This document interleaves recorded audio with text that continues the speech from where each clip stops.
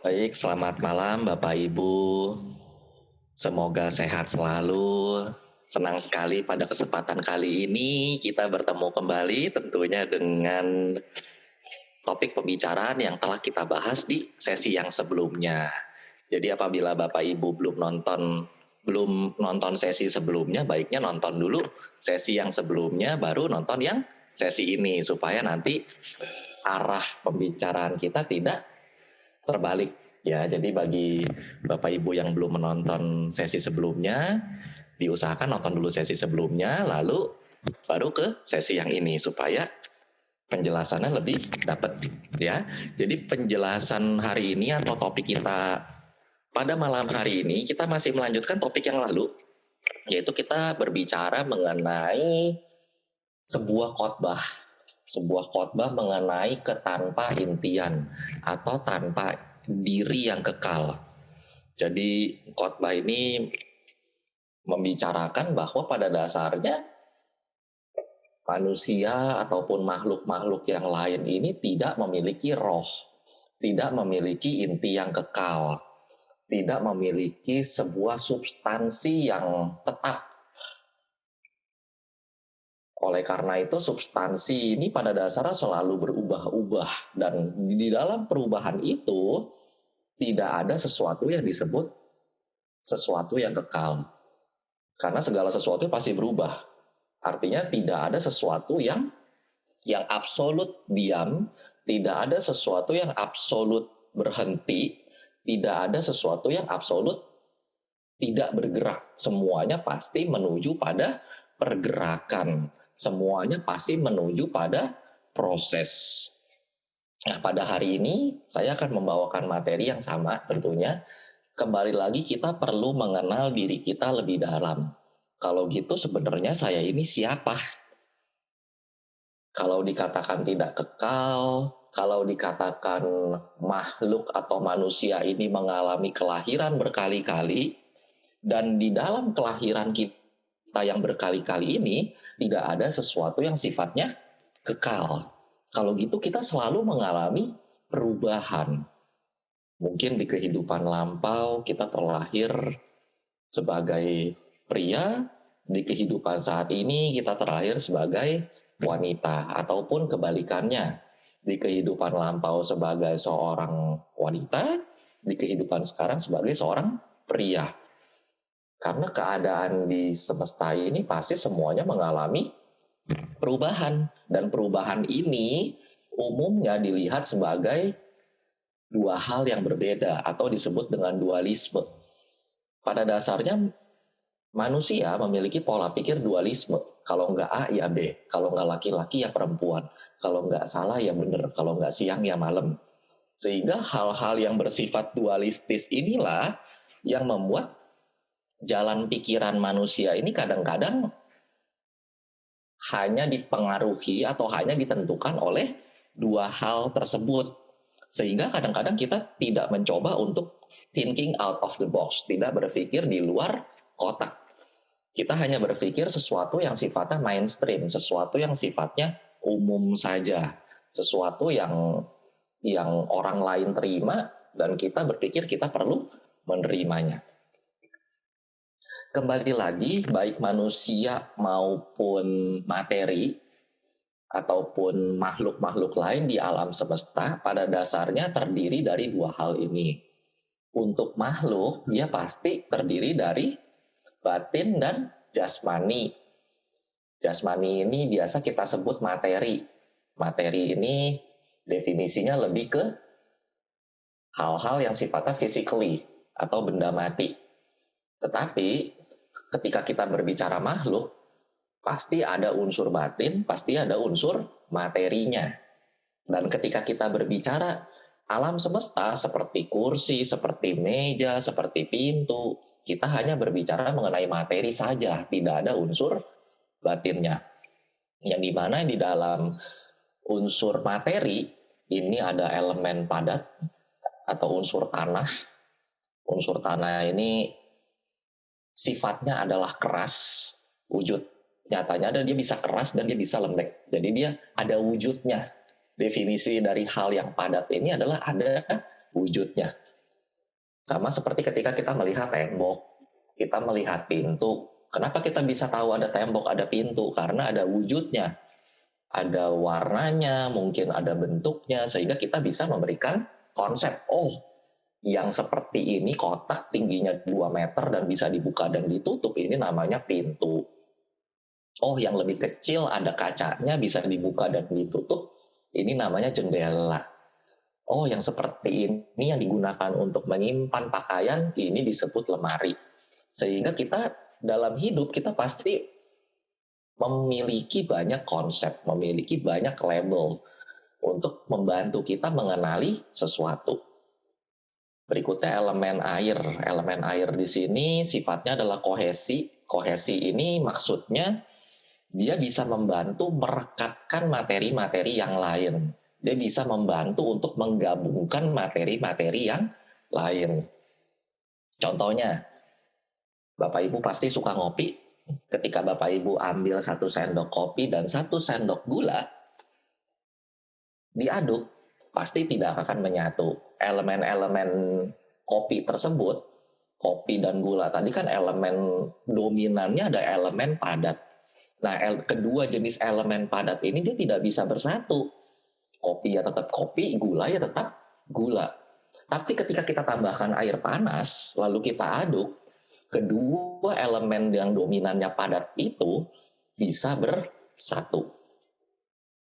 Atau saat Bapak Ibu mengambil 1 sendok semen dan 1 sendok pasir. Nah, ketika digabungkan, ya tentunya tidak menyatu, dia hanya saling bertumpuk tapi tidak menyatu. Tapi ketika dicampurkan segayung air, kita aduk, maka itu bisa menjadi adukan semen. Lalu ada elemen panas. Elemen panas di sini fungsinya adalah untuk memanaskan atau mematangkan sesuatu. Tentu segala sesuatu akan memiliki sifat matang bila terkondisikan dengan suhu tertentu. Dalam hal ini elemen panas ini bisa juga dengan contoh lainnya seperti panas tubuh kita. Di dalam tubuh kita pasti punya unsur panas yang secara temperatur ini sudah tepat, ya sekitar 36 derajat Celcius. Nah ini ada unsur panas. Lalu seperti saat kita bernafas, ya saat kita bernafas pun sama. Ketika kita menarik nafas, rasanya dingin di hidung, lalu saat kita hembuskan, terasa begitu panas. Jadi elemen panas ini juga ada di dalam tubuh kita, ada juga di luar tubuh kita. Dan ada pun elemen gerak atau elemen angin. Contohnya ya saat kita berjalan, saat kita mengedipkan mata, saat kita menepuk tangan, dan lain-lain. Untuk unsur batin pun sama, dia juga terbagi dalam 4 hal.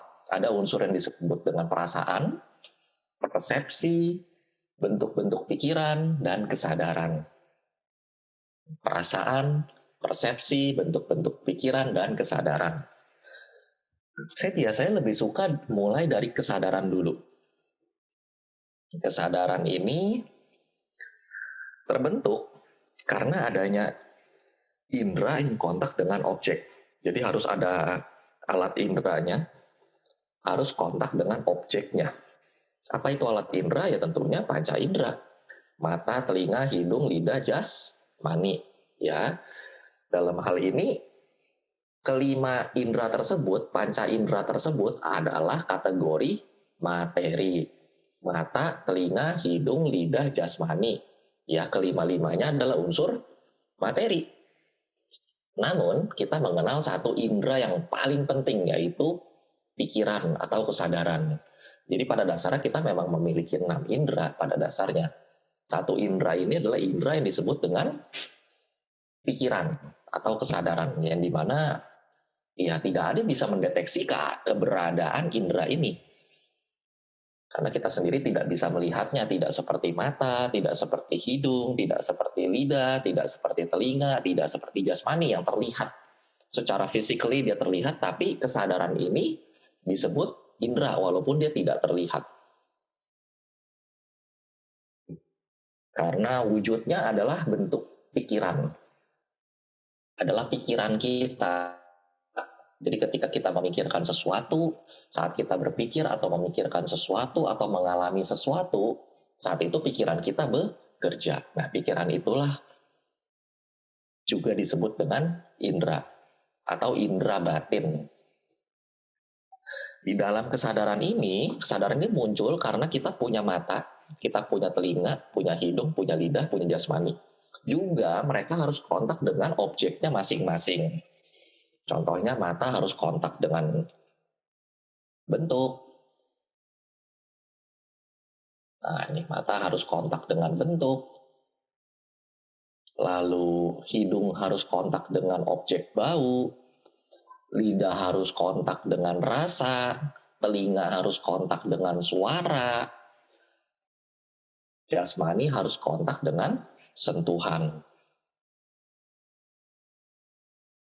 Yang dimana seluruh kontak yang kita alami ini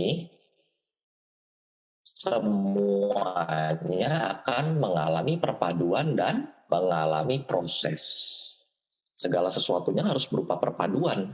Jadi segala sesuatu yang ada di alam semesta, segala jenis fenomena yang kita lihat ini adalah perpaduan dari berbagai unsur. Sama seperti tadi ketika kita melihat bentuknya kotak, ada handle-nya, ada gagangnya, dia bisa terbuka dan tertutup, tingginya sekitar 2 meter, lalu kita beri label ini sebagai pintu. Kenapa kita bisa menyebutnya pintu? Karena ada wujudnya, karena ada perpaduan dari unsur-unsurnya. Betul, pintu memang dibuat dari kayu, betul, mungkin pintu dibuat dari aluminium, betul, mungkin pintu memang terbuat dari kaca. Sehingga konsep pintu di dalam masing-masing benak pikiran Bapak Ibu bisa saja wujudnya berbeda. Bisa saja wujudnya berbeda. Ada pintu yang dari kayu, ada pintu yang dari aluminium, ada pintu yang dari kaca. Nah, bagaimana kita mengetahui bahwa pikiran kita juga adalah perpaduan tadi? Ya tentunya karena kita mengetahui bahwa sebelumnya kita pernah melihat, kita punya pengalaman. Kita pernah melihat pintu kayu, kita pernah melihat pintu besi, kita pernah melihat pintu kaca. Sehingga persepsi kita saat saya mengucapkan, coba Bapak Ibu bayangkan pintu. Persepsi Bapak Ibu pasti juga berbeda-beda. Ada yang membayangkan pintunya kaca, ada yang membayangkan pintunya kayu, ada yang membayangkan pintunya besi, pintunya aluminium, dan lain-lain. Bagaimana Bapak Ibu bisa memiliki sebuah persepsi? Tentunya segala sesuatu bisa kita ingat kalau perasaan yang ditimbulkan adalah perasaan yang cenderung mengalami kesenangan atau perasaan bahagia atau perasaan yang berkesan biasanya. Nah, berkesan ini memang macam-macam. Ada yang berkesan buruknya, ada yang berkesan baiknya. Jadi, setelah indera kita kontak dengan objek, setelah mata kita melihat objek pintu tadi, muncul perasaan. Nah, perasaan ini yang muncul bisa senang, bisa netral, maupun bisa tidak senang. Dan kalau perasaan kita senang, biasanya persepsi kita nanti akan semakin kuat. Karena pengalaman yang kita alami kemarin, perasaannya senang. Kalau perasaan senang biasanya membuat kita jadi ingin lagi mengalami kesenangan itu. Kecenderungan kita, kecenderungan manusia kalau dikasih sekali enak, pasti juga ke belakangnya pengen hal yang enak juga kan pastinya. Sehingga ketika kita mengalami sesuatu, perasaan kita senang, hal ini akan membuat kesan yang lebih baik. Nah, kesan itulah yang disebut dengan persepsi. Jadi, kalau kita lihat di sini, ini hanyalah sebuah proses Bapak Ibu. Ketika mata melihat bentuk, ketika mata melihat warna, muncul kesadaran, yaitu kesadaran melihat. Nah, kesadaran melihat ini langsung kita kasih label, tergantung dari perasaan yang kita alami. Kalau perasaan yang kita alami senang, kita akan cenderung ingin menikmati perasaan senang itu kembali. ingin merasakan perasaan senang itu kembali. Tapi bukan berarti perasaan yang tidak senang ini kesannya tidak kuat. Bisa jadi perasaan yang tidak senang ini malah menimbulkan kesan yang sangat kuat, ya, membuat kita jadi mendendam, membuat kita jadi mendengki, membuat kita jadi iri dan lain-lain. Jadi perasaan ini sangat berperan penting terhadap pembentukan persepsi kita. Karena persepsi kita tentunya didasari dari pengalaman kita berdasarkan perasaan kita. Contohnya yang paling mudah adalah ketika kita masih kecil. Ketika kita masih kecil, mungkin kita pernah ditanya oleh kedua orang tua kita, "Nah, kamu pernah makan soto atau tidak?" Nah, ternyata kita masih kecil nih ceritanya, kita belum pernah makan soto. Dan akhirnya kita bilang, "Pak, aku belum pernah makan soto." Nah, saat kita ditraktir soto, atau saat kita diberi makan soto, untuk pertama kalinya, itu adalah sebuah pengalaman yang baru untuk kita. Nah, saat satu suap pertama, perasaan yang muncul bisa bermacam-macam. Bisa mungkin satu suap pertama udah sangat suka, bisa lagi satu suap pertama udah merasakan keasinan, bisa satu suap pertama merasakan kepedesan, dan lain-lain. Atau biasa aja juga bisa, oh ini biasa aja makannya, mungkin rasanya hambar atau bagaimana. Nah, akhirnya hal itulah yang membuat kita punya persepsi, oh ternyata soto itu rasanya begini ya, rasanya gurih ya, oh ternyata kalau pakai sambal ini lebih nikmat ya. Persepsi inilah yang akan kita bawa seterusnya. Sehingga ketika ada teman Bapak Ibu, ketika sudah beranjak dewasa, kita diajak oleh teman kita, "Ike makan soto yuk." Nah, kita udah punya pengalaman nih, udah punya persepsi. Oh, soto tuh yang rasanya begitu. Kita udah mendata dan sudah mulai mengingat. Nah,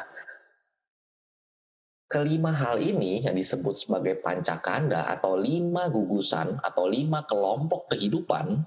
Jadi 5 hal ini disebut 5 gugusan kehidupan atau 5 kelompok kehidupan ini semuanya tidak satupun yang bisa kita pertahankan. Jasmani pasti mengalami lahir, mengalami tua, mengalami sakit, mengalami kematian. Perasaan pun tidak bisa kita miliki. Perasaan ini ya tidak bisa kita atur. Wahai perasaan, berikanlah sesuatu yang senang-senang padaku. Ternyata tidak bisa. Kenapa perasaan tidak bisa kita atur? Karena tadi alurnya dimulai dari kesadaran.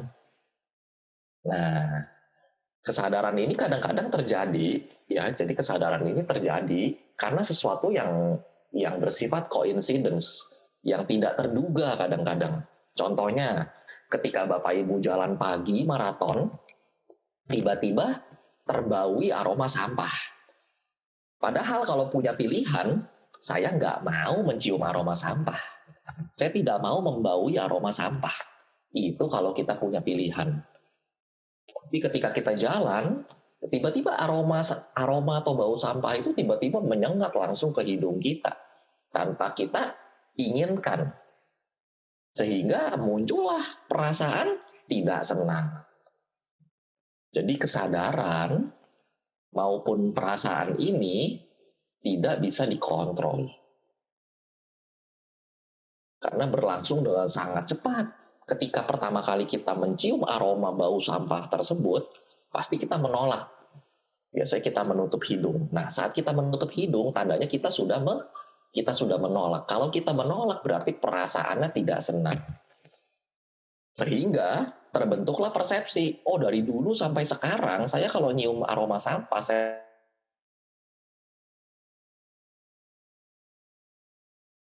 tidak senang. Ya pasti tidak ada yang tuh. Tapi persepsi ini juga tidak bisa kita pertahankan Bapak Ibu. Ya, persepsi juga tidak bisa kita pertahankan, dia pasti akan terus mengalami perubahan. Terus-menerus mengalami perubahan. Yang pada dasar ketika kita lihat ini semua, keseluruhannya akan mengalami perubahan. Nah, pertanyaannya seperti judul tadi, siapakah aku ini? Selalu muncul di dalam benak pikiran kita, siapakah aku ini? Pada dasarnya kita ini siapa sih? Kalau tadi dikatakan kita sudah, mungkin juga kita tidak tahu sudah berapa kelahiran yang sudah kita jalani. Kita juga tidak tahu ini kelahiran yang keberapa, kehidupan yang keberapa. Karena pada dasarnya kita akan selalu mengalami lahir, tua, sakit, mati. Dan disusul dengan kelahiran kembali. Lalu pertanyaannya, siapa sih aku ini? Pada dasarnya kita ini apa? Kalau di kehidupan lampau kita adalah seorang wanita, kehidupan sekarang kita seorang pria. Atau mungkin di kehidupan lampau kita seorang pria, sekarang kita seorang wanita. Lalu pertanyaannya, kalau gitu aku ini apa? Entitas diri saya ini sebenarnya apa? Intinya sebenarnya saya tuh laki-laki atau perempuan? Intinya saya tuh makhluk apa? Karena hari ini sampai hari ini tubuh kita masih mengalami sehat. Ya, kita sangat bahagia, tubuh kita masih mengalami sehat, kita masih bisa belajar dharma, kita masih bisa belajar hal-hal yang sifatnya demi kebaikan kita. Tapi hari esok siapa yang tahu? Tidak ada yang mengetahui hari esok. Bahkan kita tidak mengetahui kapan kematian akan menjemput kita. Nah, dan kita juga tidak tahu apakah di kehidupan berikutnya kita akan terlahir sebagai manusia lagi, atau jangan-jangan kita tidak terlahir jadi manusia lagi. Di kehidupan berikutnya mungkin terlahir jadi binatang, atau mungkin lahir di alam yang lebih menyenangkan. Sehingga kita akan bingung, kalau gitu sebenarnya saya ini siapa? Secara inti, saya ini apa? Lebih tepatnya seperti itu ya. Nah, kita pasti akan mengingat perumpamaan kereta dan bagian-bagiannya ya Bapak Ibu. Seperti yang minggu lalu kita bahas, ketika ada rodanya, ada saisnya, ada kusirnya, lalu ada kudanya, ada keretanya gitu ya, ada saungnya, semuanya itu kalau bersatu, ya kita katakanlah itu sebagai kereta kuda. Tapi bila tidak ada rodanya, apakah bisa disebut sebagai kereta kuda? Tidak ada kudanya apalagi. Ya tentunya nggak bisa disebut kereta kuda karena tidak ada kudanya. Kereta kuda nggak ada kudanya jadi cuma kereta. Kereta kuda tidak ada keretanya jadi cuma kuda. Kereta kuda kalau nggak ada rodanya percuma. Dia hanya berupa kayu saja, hanya sebuah kayu dan beberapa pernak-perniknya. Tapi ketika semua elemen itu disatukan, kita sebut sebagai kereta kuda. Nah, artinya dalam hal ini pemahaman kita terbagi dalam konsep dan hakikat.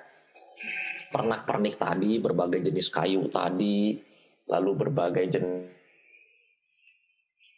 jenis peralatan-peralatan yang kita kumpulkan, lalu kita kerjakan, kita bikin keretanya, kita bikin saungnya. Kita kasih konsep itu sebagai kereta kuda. Tapi kalau kita cuma punya rodanya, ya tentu namanya bukan kereta kuda, tapi baru roda saja. Sehingga kumpulan dari konsep-konsep tadi yang terpisah-pisah tadi, ketika kita satukan, dia akan membentuk suatu konsep baru. Sama seperti ketika Bapak Ibu punya mesin, mungkin Bapak Ibu ada yang punya mesin, saya punya rodanya, mungkin Pak Budi punya businya, mungkin Pak Lindra punya pintunya, mungkin Pak Chandra punya jendelanya. Nah, kalau itu semua digabungkan, kita bisa bikin sebuah mobil, muncul konsep baru. Artinya konsep ini bisa saja berubah. Tapi pada dasarnya secara hakikat, kadang-kadang kita belum memahami sebenarnya kita ini seperti apa. Apa yang terjadi pada diri kita sebenarnya. Nah, ilustrasi ini saya gambarkan ya kalau zaman dahulu, di zaman-zaman ketika banyak sekali psikoanalis, orang yang banyak merenung dan banyak melihat, banyak memantau pergerakan dunia dan kehidupannya ini, mereka sangat bingung. Mereka tidak tahu apakah pada dasarnya tubuh dan roh ini adalah satu kesatuan. Jadi kembali lagi saya menggunakan istilah roh, karena istilah roh ini adalah istilah yang paling umum yang dikenali oleh banyak orang. Apakah pada dasarnya tubuh dan jiwa atau roh ini adalah satu, ataukah tubuh dan jiwa ini adalah dua hal yang berbeda? Tentu sering sekali kita melihat atau mengetahui banyak macam-macam ilmu ya. Ada ilmu yang disebut Rogo Sukmo dan lain-lain yang dimana definisi kita masih dijabarkan sebagai ada loh roh yang bisa pergi meninggalkan tubuh. Seakan-akan tubuh dan jasmani ini, maksud saya seakan-akan batin dan jasmani ini adalah dua hal yang bisa dipisah. Seakan-akan dua hal yang berbeda. Seakan-akan roh ini bisa keluar dari fisiknya. Seakan-akan roh ini bisa mengembara. Bahkan di dalam khotbah pun, contohnya dalam Mahatan Hasan Kaya Sutta, masih banyak para biku di zamannya dahulu, masih banyak para biku yang menganggap bahwa kesadaran ini adalah roh. Jadi yang tadi kita bahas, ada yang menganggap bahwa kesadaran itu adalah roh. Dan mungkin saja sampai hari ini kita masih beranggapan kalau roh itu benar ada. Yang disebut batin, yang disebut kesadaran itu adalah roh. Jangan-jangan kita masih berpikir ke arah situ. Nah, kembali lagi. Pada sebuah konsep, pada dasarnya sungai itu tidak bisa melawan arus. Dia akan menyesuaikan turun dari gunung, dari tempat yang tinggi ke tempat yang rendah. Demikian juga dengan badan jasmani ini, kita tidak bisa mengaturnya. Kita tidak bisa mengetahui kapan kita akan mengalami kematian, kapan kita akan mengalami kelahiran kembali, kapan kita akan sakit, dan kapan kita akan mengalami keadaan berat misalnya, kapan kita akan mengalami masalah, kapan kita akan mengalami stres, kita tidak tahu. Sehingga pada dasarnya sungai ini tidak bisa melawan arus. Kita ajalah seonggok daging, istilahnya kita adalah seonggok daging yang terbawa arus dari kehidupan ini. Kenapa dikatakan seonggok daging? Karena tadi, pada dasarnya kita tidak bisa mengontrol diri kita sendiri. Karena konsep roh, seperti tadi yang kita latar belakangi adalah ada ilmu yang bisa mengeluarkan roh dari jasmani. Seakan-akan roh dan jasmani ini bisa dipisah. Seakan-akan bisa diatur. Waktunya keluar nih, keluar. Waktunya masuk nih, masuk. Seakan-akan hal itu bisa dimanipulasi. Seakan-akan batin ini bisa dimanipulasi. Dan seakan-akan roh ini bisa mengembara. Nah, kembali lagi, apakah di dalam tubuh kita ini ada entitas? Ada suatu zat, ada suatu roh yang bisa kita atur sesuai dengan keinginan kita? Tentu kita akan berpikir dua kali. Saya ingin supaya saya tidak mengalami ketuaan. Saya ingin agar saya tidak mengalami rasa sakit. Kenyataannya tidak. Sehingga kita ini seperti seonggok daging yang terbawa arus kehidupan. Seakan-akan kita ini seperti kosong. Konteksnya kita seperti kosong. Karena kita tidak punya inti yang kekal. Kita tidak punya inti, tidak punya roh, tidak punya jiwa yang bisa kita kendalikan. Sehingga gambarannya kita adalah kosong. Yang dimana kita tidak bisa mengatur diri ini. Kita masih terbawa oleh berbagai arus-arus kehidupan. Kita terbuai oleh arus kehidupan.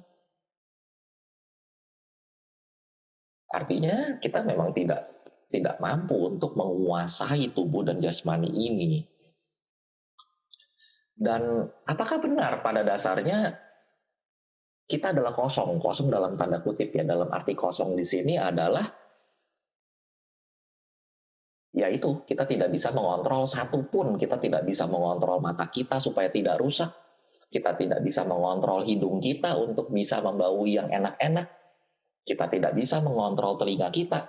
Sehingga seakan-akan kita ini kosong. Kalau mesin masih bisa dikendalikan. Tetapi kita seperti hanya menjalankan sebuah sistem.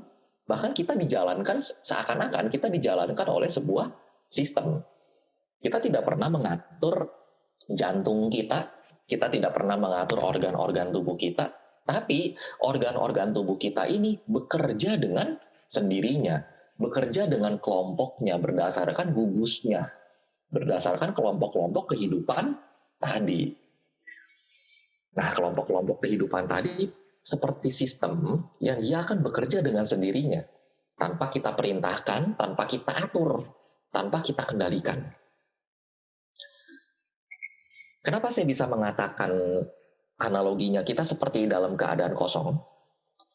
Karena apabila kita mengetahui berbagai konsep-konsep sains yang memperlihatkan ya. Jadi dari konsep-konsep sains, ada satu konsep di mana contohnya kita menggunakan buah apel. Nah, apel ini ketika kita potong-potong kecil-kecil, saking kecilnya hingga itu berupa wujudnya hingga sebesar atom. Atom adalah salah satu satuan terkecil dari sebuah materi. Nah, pada dasarnya tubuh kita juga terdiri dari materi-materi tadi. Apel juga sama, apel juga tersusun dari materi padat, juga ada unsur cairnya, apel juga ada unsur panasnya, dan apel juga memiliki unsur geraknya. Ya, ketika dia tertiup angin, dia akan terkondisikan bergerak, dia bisa terkondisikan tergerak, dia bisa mengalami unsur panas, ketika dia sudah matang dia akan berubah warna, dan lain-lain. Nah, apel ini ketika kita potong-potong kecil-kecil, bahkan sampai sekecil atom, atom sendiri pun ketika kita lihat, atom ini pada dasarnya, nah, gambarannya kira-kira seperti ini. Atom sendiri tentunya terdiri dari proton dan elektron, Bapak Ibu. Pasti kita teringat kembali apa yang telah kita pelajari saat kita masih sekolah ataupun saat kita membaca banyak referensi-referensi. Atom ini terdiri dari proton dan elektron, yang dimana di antara proton dan elektron ini ternyata setelah diteliti antara proton dan elektron ini banyak sekali ruang-ruang kosong atau empty space. Ada unsur ruang di dalam satuan terkecil sekalipun. Walaupun kelihatannya proton dan elektron ini ruwet ya Bapak Ibu ya, kayak bala-bala. Dia nempel nempel di pinggir-pinggirnya, dia mengelilingi si proton ini.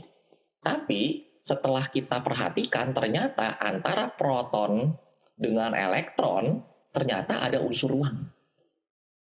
Ya, unsur ruang ini adalah empty space. Unsur ruang yang tidak terbatas. Unsur ruang alam semesta sama seperti jarak kita dengan benda contohnya. Jarak antara kita dengan benda pasti ada unsur ruangnya. Nah, apel tadi pun sama. Ketika apel tadi, walaupun kita potong sekecil atom pun, dia pasti menyisakan ruang. Ada ruang antara proton dengan elektron tadi. Bahkan di dalam satuan terkecil atomnya pun masih ada ruang. Yang dimana menurut sains, atom-atom tadi kalau diperbesar seukuran apelnya, jadi setiap atom tadi diperbesar seukuran apelnya sendiri bisa seukuran bumi. Kira-kira gambarannya begitu. Jadi ketika atomnya ini diperbesar sampai sebesar apelnya, artinya apelnya itu kalau dikumpulkan dari berbagai jenis atom-atom tersebut yang banyaknya luar biasa, apel itu bisa sebesar bumi, bisa sebesar planet. Artinya apa? Walaupun kelihatannya bendanya itu padat, walaupun tadinya apelnya itu kelihatannya padat, kelihatannya tidak ada unsur ruang-ruangnya. Tapi ketika sudah dipotong atau ketika kita perbesar dengan mikroskop, tentunya pasti permukaan apel itu juga akan banyak unsur ruangnya, ada bolong-bolong, ada celah-celahnya. Ibarat seperti kita punya tempat untuk naruh telur. Ketika kita punya wadah untuk menaruh telur, biasanya di antara wadah itu ada space-nya, ada jaraknya, sehingga kedua telur itu tidak beradu. Nah, dari situ kita bisa punya gambaran bahwa sepadat apapun densitas suatu benda, dia pasti memiliki empty space, dia pasti ada memiliki ruang kosong. Sehingga muncullah sebuah teori bahwa 99% atom adalah kosong. Jadi pada dasarnya, ya walaupun ketika disatukan, seluruh materi atom ataupun apapun itu ketika disatukan ya kelihatannya besar. Tapi pada dasarnya ketika kita zoom in, kita lihat lebih dalam, ternyata masih banyak ruang kosong di dalamnya. Sama seperti tubuh kita, Bapak Ibu. Tubuh kita juga kumpulan dari atom-atom tadi, kumpulan dari unsur-unsur tadi, yang dimana kalau diperbesar terus-menerus, contohnya kita ambil bagian kulit kita sedikit aja, lalu bagian dari kulit kita ini kita teliti, kita keker, kita lihat, hingga ke bagian terkecilnya, ternyata bagian terkecilnya pun masih ada unsur kosong. Nah, hal ini yang membuat para saintis berpikir, oh kalau gitu, jikalau bagian terkecil aja 99%-nya adalah kosong, berarti alam semesta ini juga pada dasarnya intinya tidak ada. Bahkan atom sendiri ketika kita perbesar lagi, dia masih ada bagian-bagian terkecilnya. Yang kita anggap molekul adalah bagian yang lebih kecil dari atom, ternyata masih ada bagian yang lebih kecil lagi. Sehingga kalau kita lihat pada dasarnya di dalam kekosongan itu tidak ada inti yang kekal. Tidak ada inti yang bisa dipertahankan. Tidak ada jiwa yang benar-benar real bahwa itu menekankan itu adalah sebuah sistem yang mengatur kita. Sehingga konsep jiwa atau roh ini semakin pudar. Konsep mengenai kekekalan ini semakin pudar. Nah, tentunya ketika kita membaca atau mendengarkan Dhamma Cakkappavattana Sutta yang kemarin, kita masih teringat ya Bapak Ibu ya, bahwa ada dua jalan, ada ekstrim kiri dan ekstrim kanan, yang dimana salah satu ekstrimnya adalah mencari kesenangan dan ekstrim lainnya adalah menyiksa diri. Jadi di zaman dahulu, zaman India kuno ini dulu ada dua hal ekstrim yang selalu dijadikan patokan. Sama seperti kita sekarang, kita selalu dipenuhi oleh dualistis, dua hal yang berkebalikan, dua hal yang berseberangan. Di zaman India kuno dahulu juga ada hal-hal yang berseberangan, seperti ekstrim yang kiri, yaitu cara pandangnya adalah nihilisme. Kenapa cara pandangnya adalah nihilisme?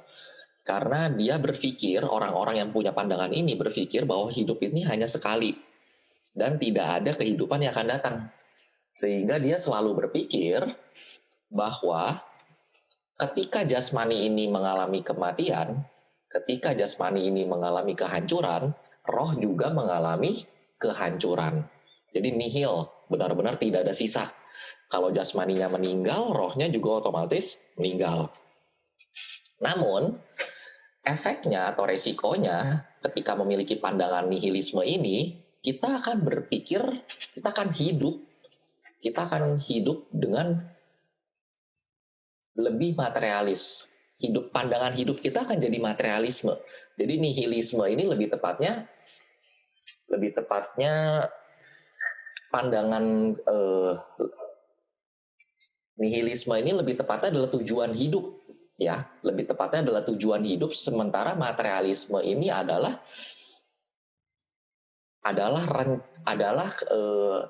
sesuatu yang bisa kita lakukan karena efek dari kita mengalami atau efek dari kita mempercayai nihilisme ini, sehingga pandangan kita terhadap hidup menjadi materialisme.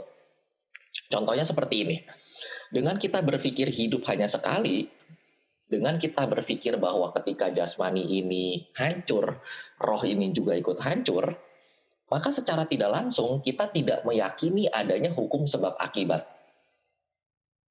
Karena hidup hanya sekali, setelah ini ya udah, tidak ada kehidupan lagi. Oh, kalau begitu saya tidak perlu berbuat baik dong. Karena saya berbuat baik pun tidak ada manfaatnya.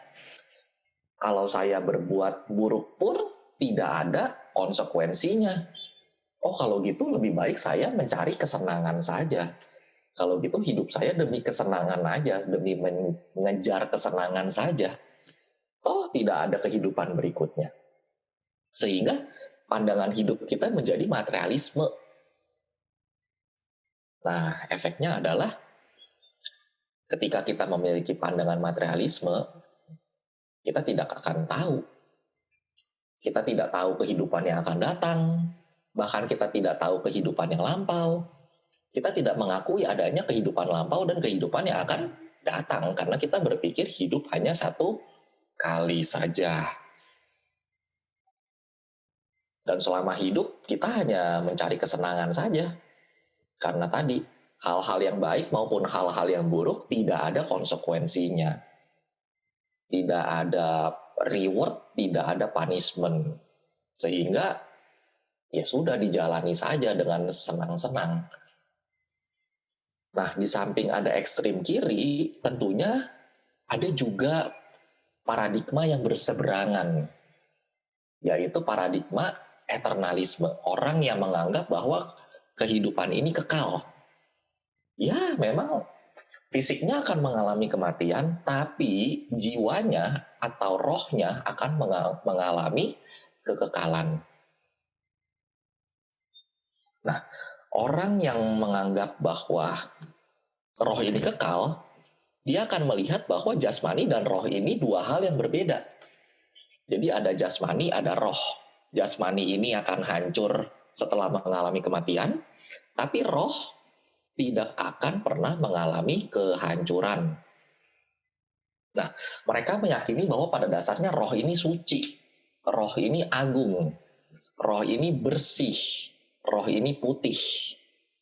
Tapi karena kita memiliki pikiran, kita memiliki ucapan, dan ketika kita memiliki perbuatan, kesucian dari roh kita ini semakin lama akan ternodai.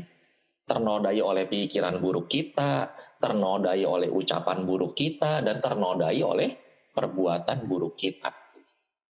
Nah, di antara pikiran, ucapan, dan perbuatan, yang paling terlihat adalah perbuatan badan jasmani.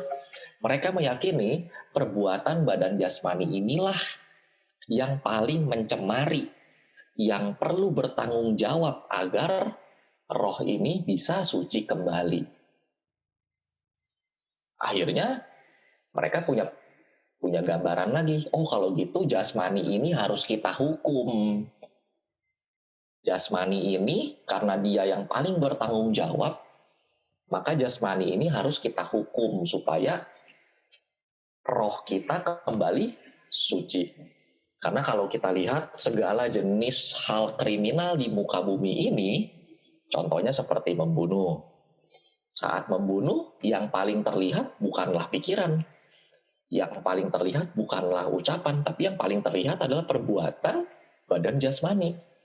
Ada perbuatan mengambil kayu, ada perbuatan memukul, ada perbuatan mencuri, dan lain-lainnya, di mana perbuatan-perbuatan itu semua dilakukan oleh badan jasmani. Sehingga kaum ini punya pemahaman bahwa badan jasmani inilah yang paling bertanggung jawab atas ternodainya batin saya, atas ternodainya roh saya. Maka jasmani ini harus saya hukum dengan cara melakukan penyiksaan diri. Nah, di zaman itu dua hal ini berkembang dengan sangat besar, dengan sangat kuat.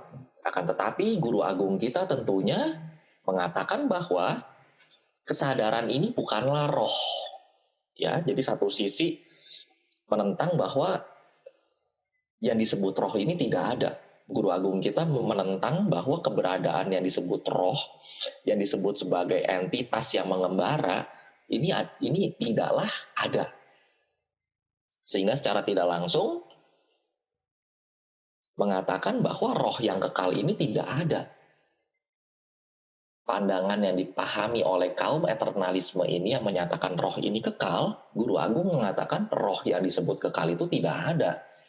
Tidak ada entitas yang mengembara, tidak ada entitas yang inti yang bisa dipertahankan. Apakah Guru Agung tandanya setuju dengan pandangan yang ekstrim kiri ini? Tentu juga tidak. Karena kehidupan tidak hanya sekali. Kita meyakini bahwa kehidupan ini terjadi berkali-kali, lahir, tua, sakit, dan mati, dan terlahir kembali. Sehingga Guru Agung menentang kedua jenis pandangan ini. Baik pandangan ekstrim kiri ini tidak tepat, pandangan terhadap ekstrim kanan juga tidak tepat. Kenapa demikian? Karena kembali lagi, pada dasarnya tidak ada roh yang mengembara. Selama ada bahan bakar yang menimbulkan keberlanjutan, selama ada bahan bakar yang menimbulkan keberlangsungan, selama ada fenomena yang saling mendukung, maka segala hal itu bisa terjadi. Tapi di dalam fenomena ini tidak ada satupun entitas yang bersifat tunggal. Tidak ada entitas yang bisa mengatur seluruh fenomena ini. Contohnya, saat kita melihat sebuah barang, suatu ketika kita pergi ke mall, kita lihat sebuah barang. Ada barang yang sangat kita inginkan, ada barang yang sangat kita idam-idamkan. Kenapa kita bisa melihat benda tersebut? Tentunya karena ada fenomena-fenomena yang mendukung. Contohnya karena kita punya mata yang sehat, mata kita tidak ada gangguan, lalu di tempat itu juga pencahayaannya bagus, sehingga kita bisa melihat benda itu dengan baik, tanpa gangguan. Juga kita punya perhatian untuk melihat benda tersebut. Karena apabila kita tidak punya perhatian untuk melihat benda tersebut, maka kita tidak akan bisa melihat hal tersebut dengan jernih. Mungkin aja berbayang, karena mungkin organ kita yang mungkin tidak begitu sehat dan lain-lain. Jadi banyak fenomena-fenomena yang mendukung supaya kita bisa melihat benda tersebut. Contohnya Bapak Ibu lihat batu akik di salah satu toko batu atau toko giok dan lain-lain. Dari jauh saja Bapak Ibu bisa melihat, wah batu itu warnanya hijau, ini pasti zamrud. Zamrud ini kira-kira langsung secara sistematis kita langsung menganalisis.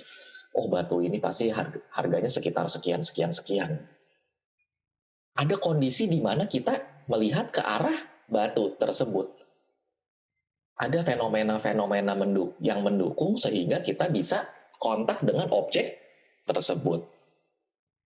Akhirnya muncul kesadaran. Karena indera mata kita bagus, karena objeknya juga terlihat, juga ada cahaya di situ, lalu ada perhatian untuk melihat objek itu, muncullah kesadaran melihat. Saat muncul kesadaran melihat, muncul perasaan senang. Wah, batu zamrud itu indah sekali ya. Muncul perasaan senang. Sehingga menciptakan persepsi, menciptakan gambaran di dalam pikiran kita. Waduh, kalau saya pakai batu zamrud itu pasti akan sangat gagah. Nah, kita udah memunculkan gambaran-gambaran, persepsi-persepsi batin ya. Gambaran-gambaran batin itu sudah muncul di dalam pikiran kita.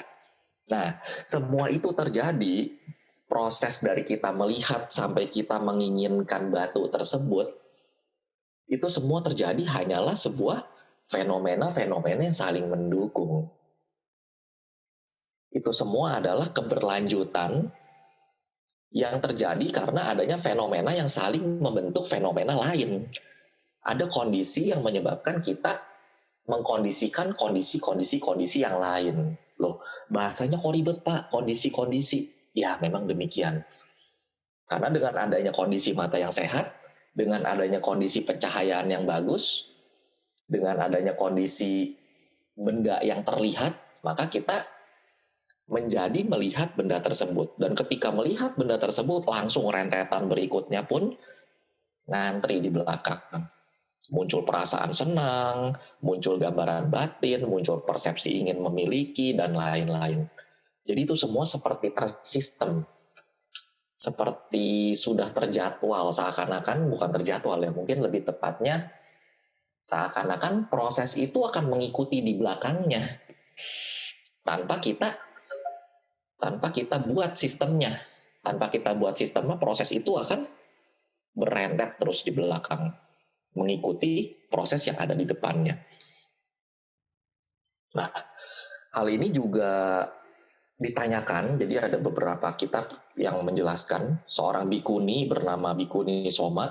Suatu ketika Bikuni Soma ini sedang bermeditasi. Dan saat Bikuni Soma ini bermeditasi, datanglah Mara. Jadi Mara ini berasal dari alam dewa. Nah, Mara ini bertanya, Dewa Mara ini bertanya, kamu munculnya dari mana? Dan kamu akan pergi kemana? Lalu Bikuni Soma ini mengatakan, saya tidak muncul dari mana-mana dan saya tidak pergi kemana-mana. Tidak ada yang disebut saya, tidak ada yang disebut makhluk. Yang ada hanyalah onggokan dari berbagai gugusan-gugusan kehidupan. Gugusan dari 5 kelompok kehidupan tadi. Pada dasarnya kita hanya gugusan kelompok-kelompok dari 5 kelompok kehidupan yang tadi. Ada kelompok jasmani, kelompok kesadaran, kelompok bentuk-bentuk pikiran, kelompok persepsi.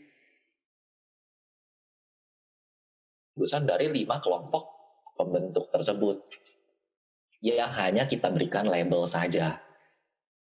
Lalu setelah kita berikan label, kita ingat lagi, oh si Ike nih, ciri fisiknya tinggi, orangnya mungkin ramah.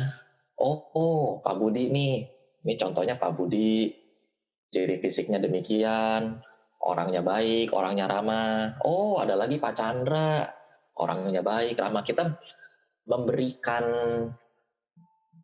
label ya, kita memberikan label, kita memberikan merek. Oh yang ini dinamakan Ike, oh ini dinamakan Pak Chandra, oh ini dinamakan Pak Kiki, dan lain-lain. Tapi ketika ditanya, hakikatnya apa sih? Ya itu. Hakikatnya baik Pak Kiki, baik Pak Chandra, baik Pak Lindra, baik Pak Budi, baik saya, baik Putin, semuanya adalah sama, yaitu 5 kelompok gugusan kehidupan ini. Yang dimana kita semua ya berada di dalam sistemnya itu. Kita nggak bisa mengaturnya, baik Pak Budi, baik Pak Chandra, baik saya. Tidak satupun di antara kita yang bisa mengatur kehidupan ini. Maka dari itu seakan-akan kita ini sejatinya adalah kosong. Kalau di beberapa literatur Buddhis selalu ada ungkapan kekosongan, konsep kekosongan. Dan ternyata sains pun meneliti ternyata banyak sekali empty space, banyak sekali ruang kosong di antara proton dengan elektron tadi. Sehingga dijabarkanlah, dibuatlah sebuah statement bahwa 99% materi atom adalah kekosongan. Nah, kita adalah kumpulan dari berbagai atom. Dari banyak sekali gugusan-gugusan atom yang secara sains itu diyakini bahwa atom adalah gugusan terkecil, ternyata atom sendiri masih bisa dipecah lagi. Ternyata atom juga bukanlah materi terkecil. Materi terkecil ini biasa kita sebut dengan istilah quark. Jadi ada lagi satuan di bawah atom yang lebih kecil dari quark. Dan quark ini ternyata setelah diteliti lagi masih terdiri dari elemen-elemen yang lebih kecil lagi. Waduh, harus diukur pakai apa ya? Dengan mikroskop yang berapa juta kali perbesaran mungkin baru terlihat, istilahnya demikian. Nah, tubuh kita juga sama. Tubuh kita juga gabungan dari atom-atom tadi. Yang memang gugusannya ini saking banyaknya, sehingga tidak terlihat celahnya, tidak terlihat kekosongannya. Contohnya, kalau kita melihat atau mengeker kulit kita, ya kulit tangan kita, saat kita keker kan ada pori-porinya ya Bapak Ibu ya.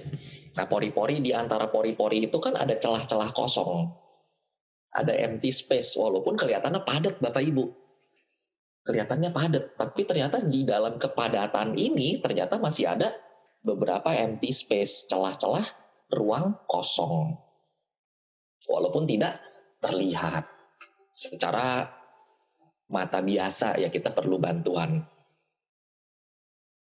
Nah, 2 pandangan inilah yang dikatakan oleh Guru Agung, dua pandangan ini adalah pandangan yang tidak tepat, pandangan yang keliru. Sehingga apabila kedua pandangan ini dijalankan, yang kita dapatkan bukanlah kebahagiaan. Yang kita dapatkan adalah berbagai jenis hal-hal yang membuat kita makin bingung. Hal-hal yang membuat kita tidak menyadari bahwa aspek kehidupan yang sebenarnya itu ya tidak ada apa-apa, kosong, tanpa inti. Tidak ada satupun hal yang bisa kita pertahankan. Nah, kembali lagi seperti pertanyaan di minggu lalu, ya di mana letak perasaan, pencerapan, pikiran, dan kesadaran. Kembali lagi, sains sendiri masih mengatakan di otak atau di jantung. Karena dua hal ini menjadi objek kajian sains yang terbaik. Tapi kembali lagi, kita mengingat bahwa darah bersih yang dipompa dari jantung ke seluruh tubuh inilah yang mengkondisikan kita memiliki kesadaran. Apakah berarti roh kita ada di darah? Tentu tidak. Kembali lagi, kita ini adalah susunan dari berbagai struktur. Kita adalah susunan dari struktur jasmani, struktur perasaan, struktur pencerapan, struktur pikiran, dan struktur kesadaran. Semuanya berpadu menjadi satu dan mengalami proses di dalamnya. Sehingga tidak ada yang memerintahkan jantung untuk memompa darah. Tidak ada yang menyuruh darah untuk dipompa oleh jantung. Tidak ada yang menyuruh udara untuk masuk ke dalam paru-paru, tidak ada yang menyuruh paru-paru untuk mengolah udara tersebut, dan lain-lain. Sehingga apa yang kita alami sekarang ini adalah sebuah proses. Hanyalah sebuah proses yang tidak dapat kita paksakan, yang tidak dapat kita atur, yang dimana proses ini akan berjalan dengan sendirinya. Kapan mulainya kita tidak tahu, kapan berakhirnya kita juga tidak tahu. Sehingga anggapan bahwa roh itu ada, karena pandangan umum mengatakan roh itu ada. Kembali lagi, ketika ditanyakan kalau gitu di mana letak roh jika roh itu ada? Apakah roh itu ada di otak? Ataukah roh itu ada di jantung? Ataukah roh itu ada di darah? Kembali lagi, banyak hal di dunia ini yang tidak bisa kita jabarkan satu persatu. Yang kita ketahui saat kita lahir, tentunya kita membawa perbuatan kita di masa lampau, tentunya kita membawa kesan-kesan kita di masa lampau, tentunya kita membawa pikiran kita dari masa lampau, ya, kita akan mengalami proses terus-menerus. Kesadaran ini mengalami proses, tidak ada atma, tidak ada atta, tidak ada yang disebut roh, dan semuanya itu akan mengalami sesuai dengan prosesnya masing-masing. Jadi kalau kita berbicara mengenai atma, ketika berbicara mengenai atta, atau ketika kita berbicara mengenai roh, konsep itu tidak bisa kita masukkan ke dalam anatta lakkhana sutta. Karena konsep di dalam anatta lakkhana sutta ini tidak mengenal istilah tersebut. Yang ada adalah keadaan batin kita di setiap kondisinya selalu akan mengalami perubahan. Sedangkan konsep roh tidak mengalami perubahan. Ada sesuatu yang sifatnya kekal. Seperti kaum eternalis tadi, ketika tubuhnya hancur, rohnya tidak ikut hancur. Rohnya akan terus bertahan. Nah, di sini rohnya akan terus bertahan. Pak, kalau kita misalnya mengalami kematian, lalu kita terlahir lagi, dan kita akan mengalami kematian dan kelahiran berkali-kali, bukankah artinya kita juga punya roh yang kekal? Nah, ini pertanyaannya menarik sekali. Banyak sekali yang bertanya, apakah kita juga punya roh yang kekal? Karena pada dasarnya kan kita mengalami kelahiran terus-menerus. Kita tidak tahu kapan terakhir kali kelahiran kita, kapan kita bisa memutus perputaran roda samsara, perputaran roda penderitaan ini, kita tidak tahu. Tetapi yang pasti kita selama proses kehidupan, kita pasti akan menambah maupun mengurangi. Ya, kita bisa menambah hal yang baik, kita bisa mengurangi hal yang buruk, kita juga bisa mengurangi hal yang buruk, kita juga bisa mengurangi hal yang baik, dan kita juga bisa menambah hal yang buruk. Sehingga walaupun kelihatannya kekal, karena kita belum bisa mengalami pembebasan, kelihatannya roh ini kekal, tapi selama dalam kehidupan ini kita mengalami proses. Ada proses pertambahan perbuatan baik, ada juga proses pertambahan perbuatan buruk. Ada juga proses untuk mengurangi perbuatan buruk.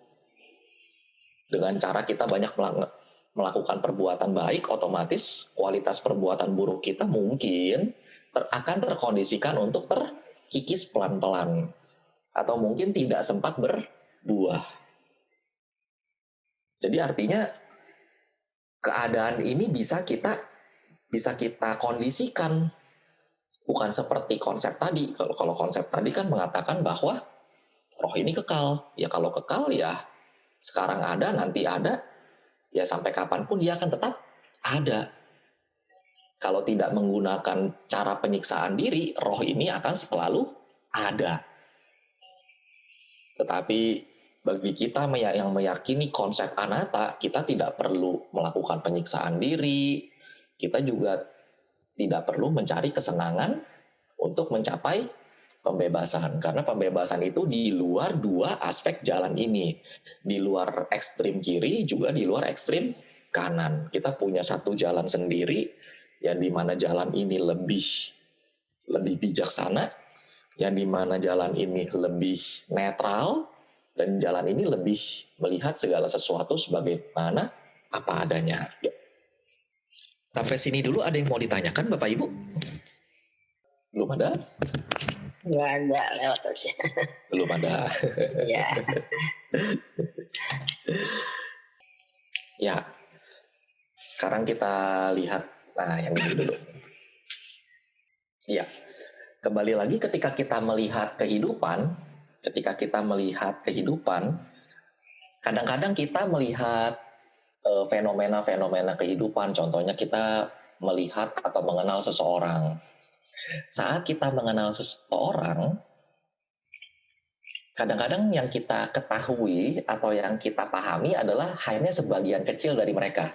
Contohnya, ketika Bapak Ibu misalnya lagi jalan pagi di pagi hari, tiba-tiba Bapak Ibu melihat tetangga yang sedang bertengkar. Ketika Bapak Ibu melihat tetangga yang sedang bertengkar tadi, nah kembali lagi kan, mata kontak dengan objek. Kita melihat objek yang tidak menyenangkan, karena hal itu pasti akan membuat kita merasa tidak enak, merasa canggung. Nah, muncullah kesadaran mata. Saat itu, ketika kita melihat tetangga kita sedang cekcok misalnya, perasaan yang muncul adalah perasaan tidak senang atau perasaan tidak nyaman, karena kita melihat objek yang bagi kita ya hal itu tidak berfaedah pastinya. Nah, saat kita melihat objek tersebut dan perasaan yang muncul adalah tidak senang, karena kita juga turut, ya pastinya Bapak Ibu ketika melihat hal-hal yang baik, pasti ikut senang. Tapi ketika Bapak Ibu melihat hal yang buruk, mungkin akan muncul perasaan gak tega, atau perasaan kasihan, atau perasaan yang tidak menyenangkan. Akhirnya muncul pencerapan, muncul persepsi, oh ternyata tetangga saya ini orangnya galak. Oh, ternyata tetangga saya ini orangnya kasar. Seakan-akan kita melihat kondisi tersebut seperti satu kesatuan yang stabil. Kita mulai menilai orang, kita mulai mengambil persepsi dari sudut pandang yang terbatas tadi, lalu kita memberikan konsep bagi orang tersebut. Kita melabel orang tersebut. Oh, tetangga sebelah galak. Oh, tetangga sebelah kasar. Oh, belakang rumah saya orangnya bawel. Oh, seberang rumah saya sombong. Akhirnya kita selalu dipenuhi oleh hal-hal yang sifatnya adalah konsep. Pikiran kita selalu dipenuhi oleh label. Sehingga kadang-kadang secara tidak langsung sebenarnya kita melatih konsep kekal di dalam pikiran kita. Secara tidak langsung kita menganggap semua orang itu tidak berubah. Seakan-akan, oh saya kenal dia orangnya jahat, orangnya kasar. Seakan-akan kasarnya dia itu tidak berubah. Seakan-akan apa yang kita asumsikan di dalam pikiran kita adalah sesuatu yang sifatnya tidak berubah. Oh, tetangga saya orangnya sombong. Mungkin 10 kali kita ketemu dengan orang lain, mungkin kita 10 kali juga akan mengatakan bahwa tetangga kita sombong. Berdasarkan pengalaman yang ya boleh bilang mungkin kita ketemu ya seminggu sekali, tapi kita bisa mengatakan dia sombong, seakan-akan seluruh kehidupannya dipenuhi oleh kesombongan. Jadi secara tidak langsung pada dasarnya ada kalanya kita melatih atau kita membiarkan pikiran kita untuk menerima konsep kekal. Seakan-akan kita mengiyahkan kalau dia memang sombong. Seakan-akan kesombongannya tidak berubah. Seakan-akan kita mengenal dia sejak kecil. Seakan-akan kita melihat dia sombong sejak dia kecil. Padahal kenyataannya tidak. Nah, hal-hal inilah yang membuat kita jadi semakin lama cara berpikir kita atau mindset kita terhadap melihat kekekalan itu juga akan terlatih secara tidak langsung, Bapak Ibu.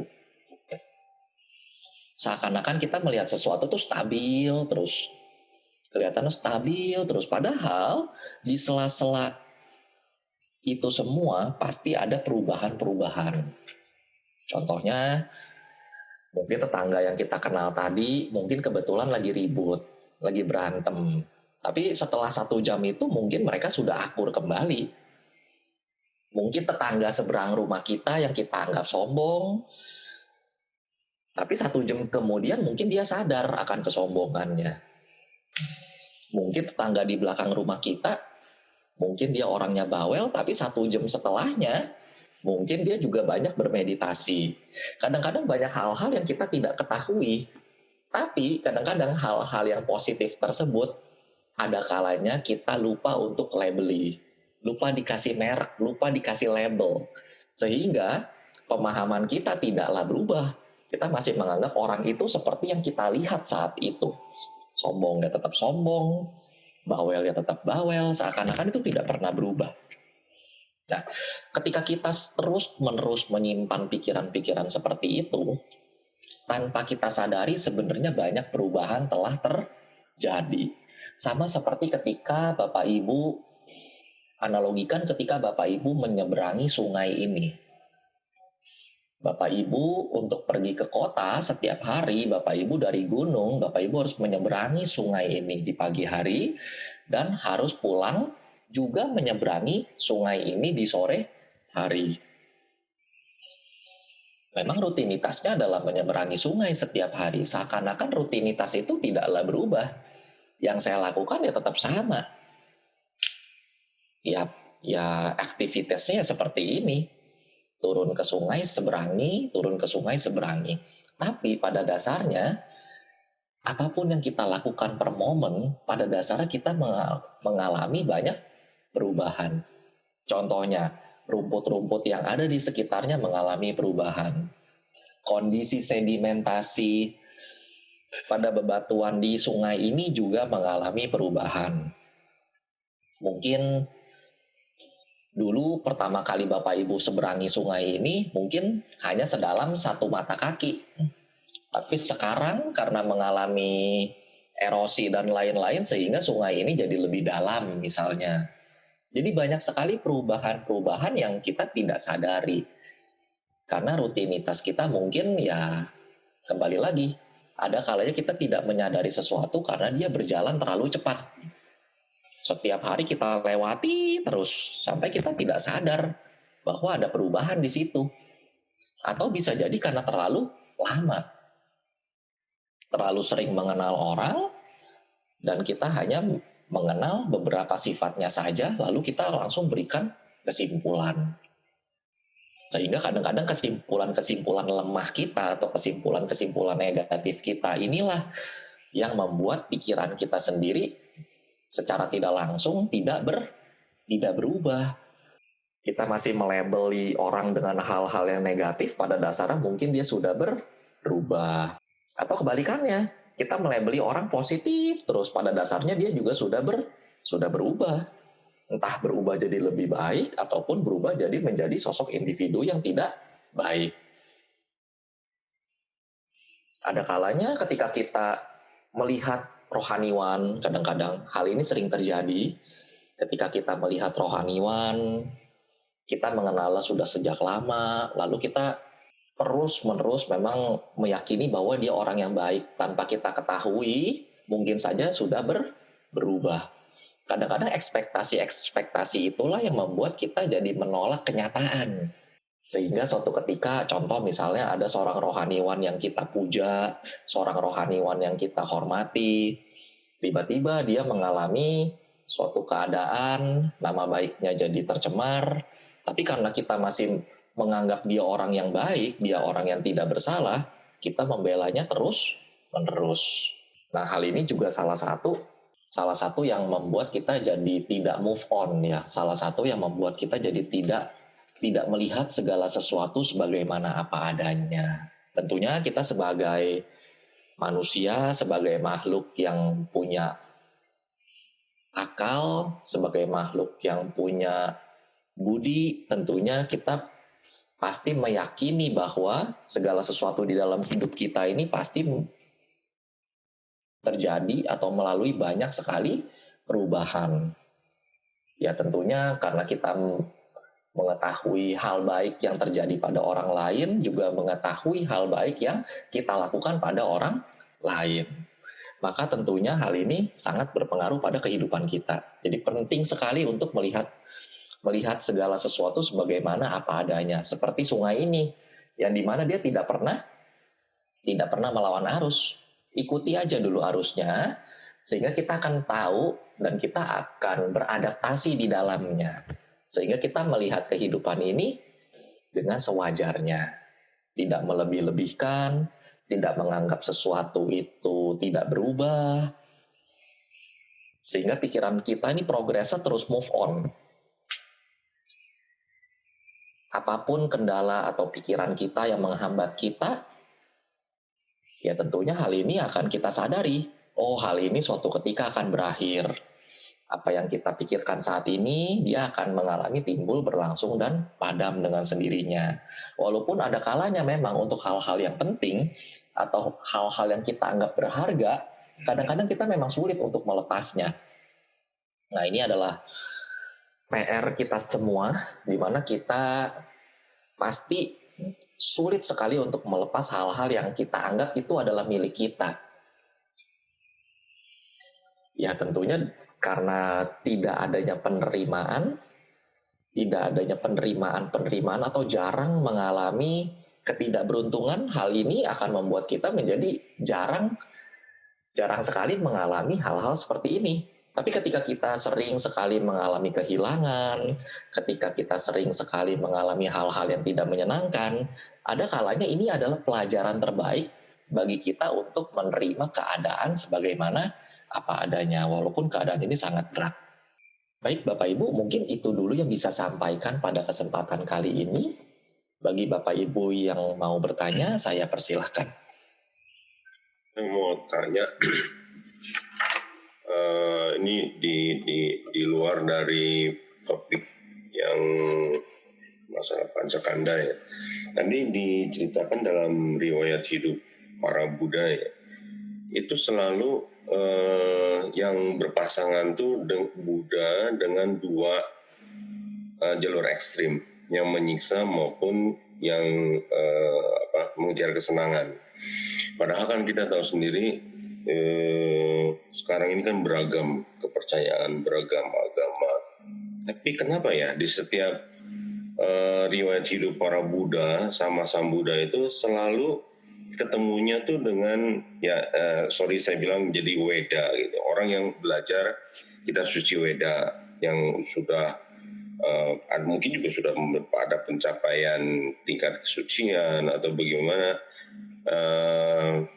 Yang saya tanyakan kenapa ya selalu itu dua ekstrem itu selalu ikut gitu, tidak dengan yang lain gitu. Terima kasih. Baik, terima kasih Pak Kiki. Saya akan mencoba menjawab pertanyaan ini. Pertanyaannya bagus sekali. Kenapa di dalam kehidupan dari Bodhisatta atau dalam kehidupan Buddha pada saat itu selalu menemui orang-orang yang punya paradigma di antara dua hal ekstrim ini. Kembali lagi, pada dasarnya setiap orang pasti ingin memiliki jalur kebahagiaan tersendiri. Saya yakin setiap ajaran agama, setiap petuah-petuah, melalui adat istiadat kita tentunya juga banyak sekali yang mengajarkan hal-hal untuk mencapai kebahagiaan. Memang salah satunya, atau salah duanya, karena memang sangat banyak, bisa kita dapatkan melalui teks-teks literatur yang tercantum dalam Weda. Karena memang pada dasarnya kebudayaan Brahmik ini memang pada dasarnya memang sudah lebih dahulu ada. Kenapa disebut kebudayaan Brahmik? Karena pada dasarnya pertapa, banyak pertapa sudah muncul di era itu. Jadi bahkan sebelum Bodhisatta lahir, saat itu ya, sebelum Bodhisatta Gotama lahir, ajaran-ajaran yang berkaitan dengan kebenaran selalu menggunakan acuan Weda. Karena Weda ini adalah pengetahuan. Di beberapa konteks Weda selalu dijabarkan bahwa Weda ini adalah suatu ajaran, suatu turunan, suatu diskusi yang dilakukan oleh para resi, orang-orang yang memang sudah mencapai tingkatan spiritual tertentu, yang sudah merumuskan bahwa ada berbagai jenis kebahagiaan. Yang tentunya kebahagiaan ini bisa ditempuh dengan cara-cara tertentu.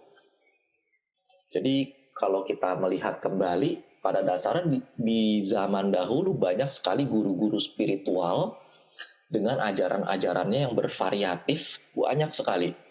Ada Makali Gosala, ada Udakara Maputa, ada lagi Mahawira. Jadi banyak sekali guru-guru spiritual zaman dahulu yang memang mereka punya pemahaman sendiri terhadap konsep pembebasan mereka. Dan mereka yakin itu adalah cara untuk terrealisasinya pembebasan. Dan ternyata memang guru-guru tersebut memang berkesempatan bertemu dengan Buddha.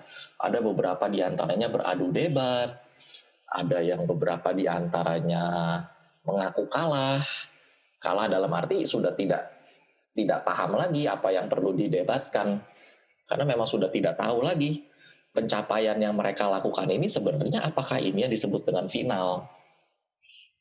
Mereka tidak tahu. Dan pada dasarnya yang paling mendasar adalah mereka belum mencapai tingkatan-tingkatan yang telah dicapai oleh Buddha, sehingga mereka tidak tahu akan sesuatu yang telah dicapai oleh Guru Agung. Sama seperti ketika kita mencoba makan cabai, orang lain yang belum pernah makan cabai, mereka tidak tahu bagaimana rasa pedasnya. Walaupun mungkin mereka tahu, mereka bisa gambarkan rasa pedas itu seperti itu, tapi mereka tidak tahu secara pasti, secara praktek, apakah ajaran yang mereka lakukan ini ya juga bisa diterima oleh guru-guru yang lain. Saya rasa demikian, Pak. Pak Ika. Halo. Ya Pak Budi, silakan. Ada sedikit tambahan. Ini mungkin untuk melengkapi pertanyaannya dari Pak Chandra. Jadi menurut saya, sepengetahuan saya itu semua Buddha yang pernah lahir, yang pernah muncul, itu selalu mengalami dua hal ekstrim ini. Itu untuk mencari kesenangan dan penyiksaan diri. Walaupun mungkin untuk penyiksaan dirinya tidak selama seperti Buddha Gotama. Mungkin seperti itu. Ya, betul sekali Pak Budi.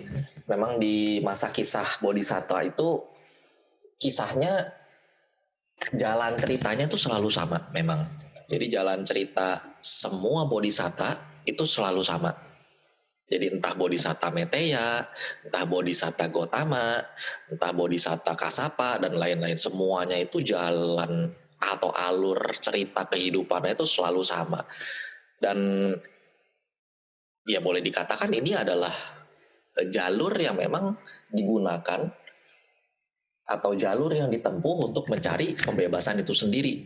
Jadi diajarkan bagaimana caranya merangkak untuk meraba paradigma atau meraba pandangan-pandangan yang ada saat itu, dan mereka mengalaminya Jadi mereka pernah mengalami di saat mereka berada di istana, sedang mengalami kesenangan, dan mereka juga sudah mengalami praktik-praktik penyiksaan diri. Ya memang salah satunya di masa Bodhisatta Siddhartha atau Pertapa Gautama ini mengalami praktek penyiksaan diri yang paling lama hingga 6 tahun. Untuk kisah-kisah bodhisatta yang lampau ada yang lebih cepat, ada yang dua bulan ya kalau tidak salah, ada yang 2 bulan, ada yang hanya beberapa tahun, tidak sampai 6 tahun. Jadi memang pada dasarnya mereka harus berangkat dari pemahaman dasar mengenai Weda, karena pemahaman dasar mengenai Weda, mengenai pengetahuan ini mereka harus buktikan dulu. Jadi bodhisatta ini ketika dia terlahir bukan berarti dia mengajarkan sesuatu yang tanpa dia alami dulu. Bahkan dia harus mengalami Weda, mengerti Weda, mempraktikkan Weda, hingga mencoba kedua jenis praktik ini. Dari praktik kesenangannya sudah dialami di istana, juga beliau juga mencoba apakah praktik penyiksaan diri ini juga bisa menghantarkan pada pembebasan. Sehingga dari situ kita bisa belajar, oh ternyata bodhisatta di sini dia melakukan praktik-praktik seperti ini tentunya berdasarkan pengalaman dia. Jadi bukan sesuatu hal yang tiba-tiba lahir dan menjadi Buddha, tidak. Tentunya dia harus buktikan dulu, harus dievaluasi dulu. Selama ratusan kelahiran sebelumnya, semua pengetahuan ini harus dikumpulkan dulu, harus dievaluasi terlebih dahulu. Sehingga beliau dari situ titik baliknya akan semakin jelas. Jadi akan sangat kontras, memperlihatkan kepada kita, oh ternyata dua hal ekstrim ini memang tidak perlu kita jalani. Kenapa? Karena kita sudah melihat banyak orang yang melakukan dua praktik penyiksaan ini atau dua praktik ekstrim ini ternyata tidak mendapatkan apa-apa, dan itu semua sudah dibuktikan secara langsung oleh Guru Agung kita. Demikian Pak Budi. Oke, terima kasih. Iya. Saya mau nambahkan mungkin sedikit. Mari Atau silakan, sambil nanya ya. Ini kan judulnya Anatta Lakkhana Sutta ya. Ya betul. Ini disebutkan sumbernya ya tanda kutip si aku. Nah, cara untuk mengatasinya di sini belum terlalu dibahas banyak ya. Ini baru menyatakan aja ya di sutta ini ya. Iya betul Pak. Untuk isi nanti kita bahas di pertemuan berikutnya nampaknya. Oke, I see. Jadi kita akan bahas seperti kemarin Dhammacakka. Pertama kita bahas mengenai isinya, intinya, lalu kemudian di bagian berikutnya kita bahas mengenai struktur sutranya atau struktur sutanya dari teksnya langsung dengan 3 bahasa. Dan di sutta ini dijelaskan cara mengatasinya nggak? Tentu dijelaskan Pak. Oke.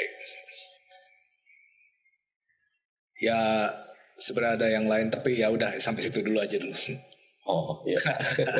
Nah, saya menarik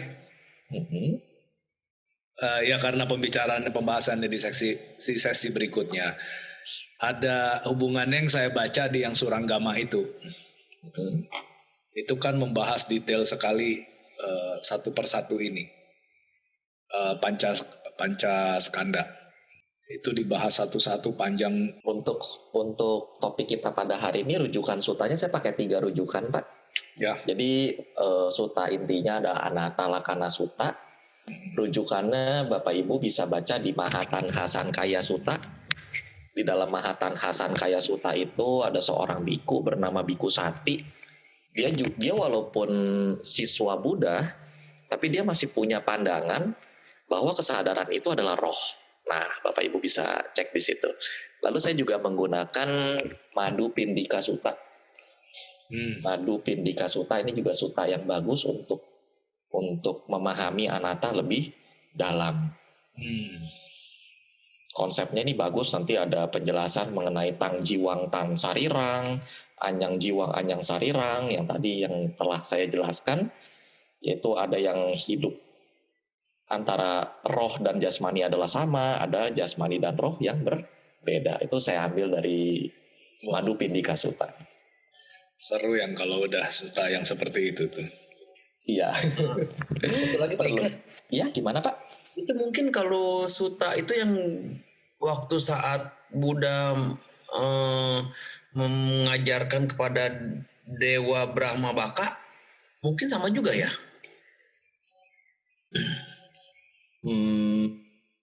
Berbeda ya Pak Budi ya? Berbeda. Yang waktu itu kan kalau nggak salah Brahma Baka yang bisa, yang mempunyai konsepsi diri yang kekal kan? Itu ada di Sutta. Yang itu kan di Mahamanggala Sutta ya? Itu kalau nggak salah di Brahmanimattanika Sutta ya, kalau tidak salah. Iya betul, tunggu saya lupa. Brahmanimattanika Sutta kalau tidak salah namanya. Agak rumit memang. Tapi isinya sama ya? Sama, agak mirip Pak, agak mirip. Intinya memang beberapa pandangan-pandangan keliru mengenai keakuan. Itu banyak sekali suta-sutanya, dan salah satu suta induknya Bapak Ibu bisa baca di Brahmajala Sutta. Totalnya ada 62 jenis pandangan keliru terhadap keakuan ini. Jadi keakuan ini sebenarnya adalah masalah besar sebenarnya. Iya, setelah mengerti keakuan ini kan udah jadi arahat. Jadi dari dua jalan ekstrim ini ada turunannya. Dari yang ekstrim kini ada turunannya, jadi berapa sekte, berapa aliran-aliran yang lebih kecil. Lalu di ekstrim kanan ini juga turunannya jadi beberapa aliran-aliran kecil lagi, yang dimana semua aliran itu kalau dikumpulin totalnya ada 62 aliran yang berkenan dengan pandangan keliru tentang keakuan. Banyaknya luar biasa. Tapi banyak intinya sutranya banyak, tapi intinya kebanyakan mirip ya. Iya betul, intinya banyak yang kepleset Pak, di antara pandangan-pandangan yang banyak di luar sana, banyak sekali orang yang kepleset. Ya gara-gara kepleset itu jadi nggak bisa melihat apa adanya kan? Iya, ibarat kita jalan satu jalur lobangnya 62. Kita mau hindarin yang manapun, ya kita hindarin yang pertama, kita kejeblos yang kedua. Tapi kalau sudah tahu tambah satu, lama-lama tahu kira-kira ya kan. Mungkin yang perlu adalah dipegang garis merahnya mungkin Pak Ika ya? Iya betul Pak. Garis merahnya adalah dengan kita mengetahui pandangan-pandangan ini, kita bisa memilah apa hal yang perlu kita jadikan sebagai mindset kita dalam hidup, dan apa yang perlu kita jalani, dan apa hal-hal yang di luar yang mindset ini yang sekiranya kalau kita jalankan kita malah terperosok lebih dalam lagi. Jadi kita perlu memilah kedua hal ini, jangan sampai kita hidup terlalu terlena dalam kesenangan, tapi juga jangan terlalu menekan atau mempush diri kita untuk hal-hal yang tidak baik juga, karena keduanya juga pastinya efeknya adalah merugikan diri kita sendiri. Baik yang menyiksa diri pasti merugikan, yang mencari kesenangan juga pasti merugikan. Dua-duanya mengkondisikan kita berlanjut lagi. Nah ini bisa dipahami ketika kita membaca Paticca Samuppada. Nanti ada satu topik namanya Paticca Samuppada, bahwa pada dasarnya inilah yang membelenggu kita. Kenapa kita lahir lagi. Ya karena kita selalu menyediakan, kita selalu mengkondisikan fenomena-fenomena tadi supaya saling mendukung. Ketika fenomenanya saling mendukung, terjadilah keberlanjutan, terjadilah penjadian, terjadilah hal-hal ya seperti rantai tadi, tidak ada putus-putusnya karena fenomena-fenomena yang saling mendukung ini selalu kita kondisikan, bahan bakarnya selalu kita sediakan, dan kita selalu terlena di dalamnya. Oke. Demikian, Pak. Tambahan sedikit, Pak Ika, yang untuk Patica, mungkin untuk memutus rantainya pun kita bisa melihat dalam proses rantai Patica itu sendiri kan? Betul sekali. Kita perlu melihat rantainya dulu.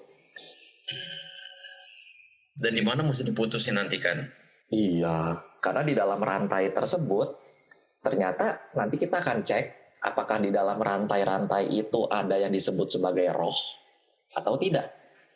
Kalau tidak ada, nah berarti memang tidak ada hal yang membelenggu kita selain fenomena-fenomena tadi, gugusan-gugusan pembentuk tubuh kita ini, gugusan pembentuk diri kita inilah yang mengkondisikan kita terlahir lagi berdasarkan kondisi-kondisi yang kita alami sehari-hari.